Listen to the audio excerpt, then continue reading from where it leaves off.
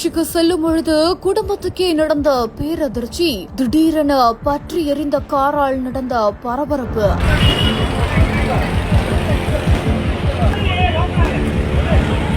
தீயை அணைக்க போராடிய தீயணைப்புத் துறையினர்கள்.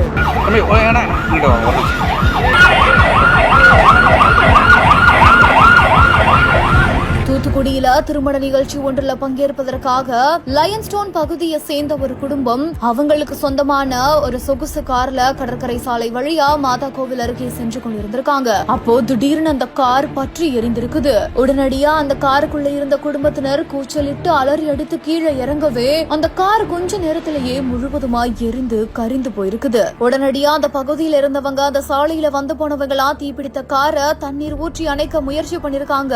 ஆனாலுமே முடியல. உடனடியா அந்த பகுதிக்கு வரைந்து வந்த தீயணைப்பு துறையினர்கள் காரில் ஏற்பட்ட தீய தண்ணீர் அடித்து தீய அணைத்து பெரும் சேதத்தை தவிர்த்திருக்காங்க.